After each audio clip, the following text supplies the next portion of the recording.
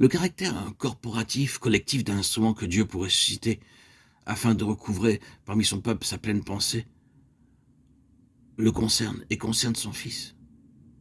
Un tel instrument fondé et gouverné par le principe corporatif aura de toute évidence une histoire corporative particulière. Il y a quelque chose de différent à propos d'une telle œuvre, d'un tel ministère, d'un tel dessein.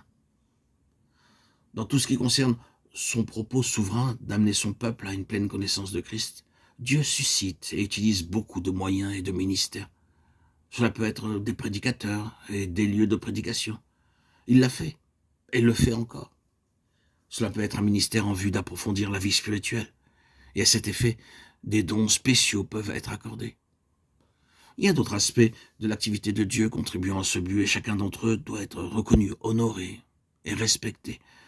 Nous nous préoccupons ici de l'un de ces aspects et notre insistance est que chacun soit l'objet de l'attention de Dieu d'une façon particulière quant à sa fonction et à son but au sein d'un tout.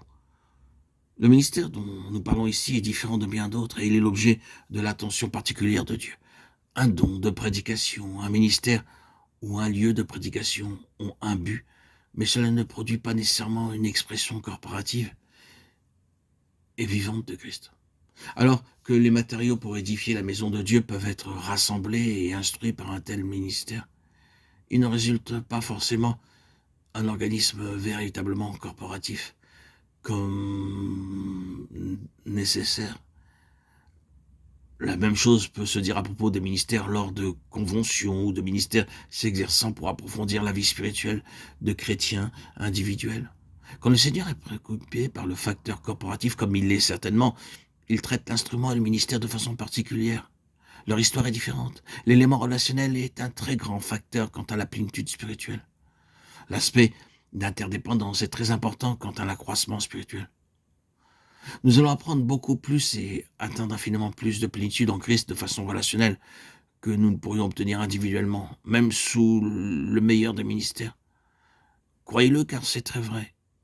Ainsi, le Seigneur ne traite pas ceux qui constituent un tel instrument comme des personnes individuelles. Il est nécessaire à chacun d'entre eux d'adopter cette attitude.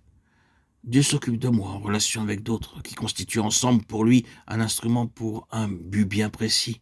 Et la seule explication de son attention envers moi est ce principe relationnel.